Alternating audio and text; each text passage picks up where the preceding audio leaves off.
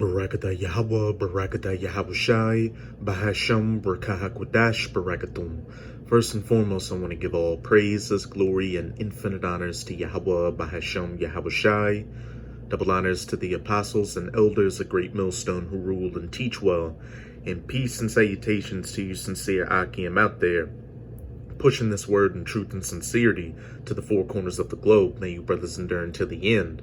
This is the brother Ra'aya with another video, and in this video, I'll be profiling an article from the economiccollapseblog.com titled, "Global Famine is not just a theoretical scenario anymore." And we know that according to the scriptures, it's prophesied for famines to take place and many people to die off from these famines. And it's all the judgments from Yahweh Bahashem Yahushai on you wicked people on this planet for all the iniquity you've been committing. Contrary to popular belief, we're living in the last seconds of the last days before the end of this current age of the rulership of the heathen nations, chiefly by the biblical Edomites, who are known as the so-called white people today, before the second coming of Yahushai HaMashiach, whom the world ignorantly refers to as so-called Jesus Christ, and the ushering in of the kingdom of heaven, ruled by the true children of Israel, who are known as the so-called Negroes, Latinos, and Native Americans, and the kingdom of heaven will last for eternity. And Yahushua said that famines would take place during the last days. This is Matthew chapter 24, verse 7. "For nation shall rise against nation, and kingdom against kingdom, and there shall be famines and pestilences and earthquakes in diverse places." And famines, again, are going to be one of the main ways that Yahweh Bahashem Yahushai is going to judge you people for your iniquity. This is 2nd Esdras chapter 16 in the Apocrypha. I'm going to start at verse 17. "Woe is me, woe is me. Who will deliver me in those days? The beginning of sorrows and great mournings, the beginning of famine and great death, the beginning of wars, and the powers shall stand in fear, the beginning of evils. What shall I do when these evils shall come?" If you're a so-called Negro, Latino, or Native American, or even an Israelite foreigner who looks like these heathen nations and have come across a video like this, or a video dealing with the Hebrew Israelites, and your spirit has been moved by the words of the prophets of Yahweh Bahashem Yahushai, you should be doing everything in your power right now to get back into the good graces of your power, Yahweh Bahashem Yahushai, so you can hope to be of that elect number and have that protective hedge over you to be saved from these calamities of Jacob's trouble, which are quickly coming upon us. Behold, famine being mentioned again, and plague, tribulation and anguish are sent as scourges for amendment, scourges for correction, scourges for punishment, scourges for judgment. But for all these things they shall not turn from their wickedness, nor be always mindful of the scourges. And we can see that right now. We can see that Yahweh Bahashem Yahushai is beginning to visit this planet with many different calamities. And as we'll read in that article, famines are taking place and are only going to get worse. But the majority of people are still not going to acknowledge that it's the judgments of Yahweh Bahashem Yahushai. They think that things are just going to blow over like they usually have and go back to normal. Well, hey, what's coming is the new normal: death, destruction, and judgment. And Apostle Tahar has deemed 2022 to be the year of Yahweh Bahashem Yahushai turning things up. And if you've got that spiritual eye salve, you can clearly see that things are turning up exponentially. "Behold, victuals shall be so good cheap upon the earth that they shall think themselves to be in good case. And even then shall evils grow upon the earth. Sword, famine mentioned a third time, and great confusion. For many of them that dwell upon the earth shall perish of famine a fourth time, and the other that escape the hunger shall the sword destroy." Hey, if you're not slated to be saved from these coming calamities of Jacob's trouble, such as the famine, the pestilences, or anything else, hey, if you escape starving to death, you're only going to run into the sword, getting caught in these race wars which are coming, civil wars, a state of martial law, getting sent off to some concentration camp to get tortured, or getting drafted to go fight in the Valley of Jehoshaphat, that Middle Eastern region during World War III, or ultimately getting burned up by one of these nuclear missiles when they begin to get shot to the ends of the earth during World War III.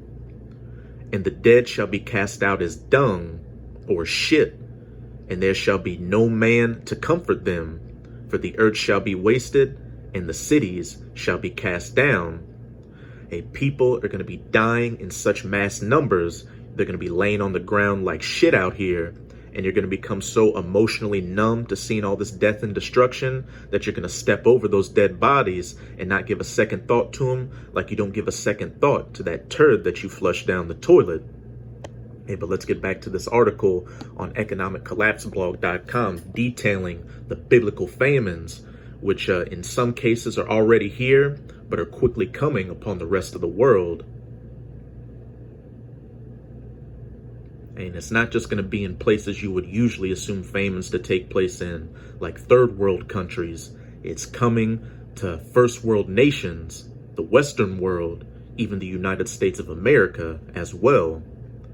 The head of the United Nations just warned that we are heading into an unprecedented global hunger crisis, and people are already dropping dead of starvation in Africa. For months, I have been documenting the signs that severe food shortages were on the way, and now they have begun. Of course, there are many reasons why we are facing such a dire situation. Weather patterns have gone completely haywire all over the planet. The Kragamuffin 19 situation has played havoc with global supply chains, and the war in Ukraine is greatly restricting the flow of agricultural resources out of one of the key breadbaskets in the entire world. Unfortunately, what we have experienced so far is just the tip of the iceberg. Back in Matthew chapter 24, verse 8, all these are the beginning of sorrows. We're just in the beginning stages right now. It's going to get a hell of a lot worse from here on out. And you should be spiritually and psychologically preparing yourself to start seeing people die off in mass numbers from one of the many calamities and judgments that Yahweh Bahashem Yahweh Shai is going to bring on this planet. On Friday, UN Chief Antonio Guterres publicly warned that there will be an unprecedented global hunger crisis. The world faces the prospect of a mass starvation catastrophe driven by unprecedented food shortages, UN Chief Antonio Guterres warned Friday. Guterres pointed to the conflict in Ukraine as exacerbating disruptions caused by climate change, the Kragamuffin 19 situation, and inequality to produce an unprecedented global hunger crisis, already affecting hundreds of millions of people. According to Google, unprecedented means never done or known before, because we're living in the last seconds of these last days. In other words, Guterres is saying that what we are heading into will be unlike anything that we have ever seen before. And he is also openly admitting that 2023 could be even worse than 2022. There is a real risk that multiple famines will be declared in 2022, he said in a video message to officials from dozens of countries gathered in Berlin, and 2023 could be even worse. Actually, I think that it is safe to say that 2023 will definitely be worse than 2022 based on the information that we currently have. Of course, things have already gotten really bad in some parts of the globe. In Somalia, one deeply suffering mother has already lost 4 of her children to starvation in 2022. No mother should have to lose her child. Olio Hassan Salad has watched 4 die this year. A drought in the Horn of Africa has taken them one by one. Now she cradles her frail and squalling 3-year-old Ali Osman, whom she carried on a 90-kilometer, 55-mile walk from her village to Somalia's capital, desperate not to lose him too. Sitting on the floor of a malnutrition treatment center filled with anxious mothers, she can barely speak about the small bodies buried back home in soil too dry for planting. This is one of the saddest things that I have read in a very long time. If reading that doesn't make you incredibly sad, you should check to see if you still have a heart. Hey, but remember what it says back in 2 Esdras chapter 16, the dead shall be cast out as dung. Hey, there's going to be so much death and destruction coming that people are going to become emotionally numb to all the suffering and death that they're about to see. What is even more tragic is that countless others will soon starve to death in Somalia, and conditions have also greatly deteriorated in Ethiopia and Kenya. More than 200,000 people in Somalia face catastrophic hunger and starvation, a drastic increase from the 81,000 forecast in April. A joint statement by UN agencies said Monday, noting that a humanitarian response plan for this year is just 18% funded. Somalia isn't alone. In Ethiopia's drought-affected regions, the number of children treated for the most severe malnutrition, a tip of the crisis, jumped 27% in the first quarter of this year compared to last year, according to UNICEF. The increase was 71% in Kenya, where Doctors Without Borders reported at least 11 deaths in a single country's malnutrition treatment program earlier this year. I have already warned that it would be the poorest parts of the globe that would be hit the hardest, but as the food shortages intensify, Western nations will feel the pain as well. And a lot of these supply chain disruptions and food shortages and empty shelves, as well as a lot of these food processing plants across the United States and other parts of the Western world that have mysteriously burned down or been destroyed, are being orchestrated by the elites, such as the Rothschilds, Rockefellers, DuPonts, Gettys, Massimos, Merovingians, you name it, to get you people in a state of panic and chaos and desperation so they can bring the order out of chaos, ultimately getting you people to take the charagma in Revelation chapter 13, verses 16 to 18, the MARKOFTHEBEAST, which is the RFID/NFC MICROCHIPIMPLANT. And hunger is one of the greatest motivators out there to get people to do whatever you want. There was a quote by that devil Henry Kissinger where he said, "If you control oil, you control nations. But if you control food, you control the people." The biggest problem is all the food that is not going to be grown this year. Many fertilizer prices have approximately tripled from a year ago, and that is going to dramatically impact agricultural production all over the planet. Over the coming months, a major challenge will be access to fertilizers, which may impact food production across many crops in different regions. Fertilizer prices surged in March, up nearly 20% since January 2022, and almost 3 times higher compared to a year ago. Russia and Belarus are major fertilizer exporters, accounting for 38% of potassic fertilizers, 17% of compound fertilizers, and 15% of nitrogenous fertilizers. Here in the United States, many farmers have gone ahead with normal planting despite the high fertilizer prices, but now extreme drought is ruining crops all over the western half of the nation. For example, just check out what is happening in Kansas. The following comes from NPR. Elizabeth Rimbert byline. Usually, Kansas is known for its field of waist-high golden wheat, but this year the blistering conditions have withered some of the crop into short, patchy straw. Standing in one of his fields in northwest Kansas, Chris Tanner wonders if it'll even make it through harvest.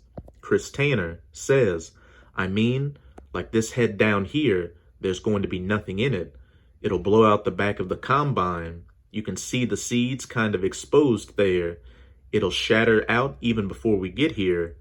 Rimbert says, "It's fields like these leading industry groups to predict 100 million bushel drop in Kansas wheat harvest this year. That's 30% less than last year's harvest. As I discussed last week, conditions are even worse in Colorado and Texas. And as it says in 2 Esdras chapter 15, They that till the ground shall mourn. And who are those that till the ground? These farmers. And the reason they're going to mourn is because it says that their crops shall be destroyed in the blasting and the hail and fearful constellations. These American farmers, these spiritual Egyptian farmers being visited by the plagues of Yahweh Bahashem Yahweh Shai, because as pursuant to Revelation 11 verse 8, the United States of America is known as spiritual Egypt and Sodom as pursuant, Slakia. The United States of America is known as spiritual Egypt and Sodom in the scriptures. So buckle up and hold on tight, because things will soon start getting really crazy. We're in the beginning of sorrows, the beginning of mourning and famine, the beginning of great death and wars. Before I end this article, there's one more thing that I wanted to mention. In Oregon, authorities are bracing for an explosion of crop-devouring insects. The Oregon legislature last year allocated $5 million to assess the problem and set up a Mormon cricket and grasshopper suppression program. An additional $1.2 million for the program was approved earlier this month. It's part of a larger effort by state and federal authorities in the U.S. West to deal with an explosion of grasshoppers and Mormon crickets that has hit from Montana to Nevada, but some environmental groups oppose the programs, which rely on the aerial spraying of pesticides across large swaths of land. And this just goes to further show that the United States of America is spiritual Egypt. What was one of the plagues that the Most High hit ancient Egypt with? Locusts eating up their crops. And now they're planning for grasshopper suppression, because they feared large amounts of grasshoppers and Mormon crickets are going to eat up crops in the western U.S.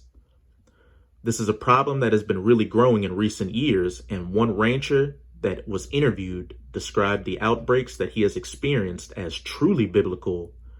Rancher Sky Krebs said the outbreaks have been truly biblical. On the highways, once you get them killed, then the rest of them come, he explained. Mormon crickets are cannibalistic and will feast on each other, dead or alive if not satiated with protein. It seems like we get more bad news about U.S. food production with each passing day. Unfortunately, most Americans still don't seem to grasp what is happening. If farmers and ranchers don't produce our food, there won't be anything to buy at the grocery store. We have never faced anything like what we are dealing with now, and this crisis is only going to intensify in the months ahead. And we can clearly see that the judgments of Yahweh Bahashem Yahweh Shai are quickly coming upon this planet to judge you people for all the wickedness you've been committing. And the United States of America is going to be the cherry on top for judgment and destruction from Yahweh Bahashem Yahweh Shai. But to you sincere Akim and Akwath out here, hey, don't get weak in the spirit when you see videos by the prophets like this dealing with the judgments of Yahweh Bahashem Yahweh Shai coming, hey, especially dealing with these famines. We know that if we stay strong to our power, Yahweh Bahashem Yahweh Shai, hey, we'll have that protective hedge over us, and we will eat in these days of great famines to come. We may go through it a little bit, where there are a few days without food and water, but we're not going to starve to death like these other people out here. And as it says in Lamentations chapter 4, hey, it's better to die by the sword or get put to death than to die by famine. Lamentations 4 verses 9 to 10. They that be slain with the sword are better than they that be slain with hunger. For these pine away, stricken through for want of the fruits of the field. And some of these people out here are even going to revert to eating their own children. Verse 10, the hands of the pitiful women have sodden their own children. They boiled them up. They were their meat in the destruction of the daughter of my people. And hey, this is speaking of past events dealing with the children of Israel eating their children during times of great famine. During the time that Babylon came against the ancient Babylon, came against the southern kingdom and besieged them, and also during the times of 70 AD, where women were eating their own children. And everything written aforetime was written for our learning, So the times are coming again where you so-called Negro, Latino, and Native American women of Israel are going to eat your own children due to these severe famines out here. But like I just said, to you sincere Akim and Akwath out there, these are things you really shouldn't concern yourself with. These are things for the wicked. The Most High, if we're up that elect number, Abaratazah, will find a way for us to go through, for us to pass through it unscathed. I'm going to close it out in Isaiah 65, verses 13 to 14. Therefore, thus saith the Lord Yahweh, behold, my servant shall eat, but ye shall be hungry. Behold, my servant shall drink, but ye shall be thirsty. Behold, my servants shall rejoice, but ye shall be ashamed. Behold, my servants shall sing for joy of heart, but ye shall cry for sorrow of heart, and shall howl for vexation of spirit. Hey, those Israelites of the elect that have come back to their power, Yahweh Bahashem Yahweh Shai, doing everything in their power to stay in his good graces, eating and drinking and rejoicing in those days, while you wicked Israelites who are hard-headed and refuse to return under your power are going to be hungry, thirsty, and lamenting in those days because Yahweh Bahashem Yahweh Shai is finally judging you for your rebellion, and you other heathens are going to go through it as well. So that's it with this video. And with this video, I hope you sincere Akim and Akwath were edified. Just keep strong. We're almost out of this final wicked captivity of the heathen nations, chiefly of the Edomites. And as always, I'm going to say Abad Babal, Kwam Yasharala, and until next time, Shalom.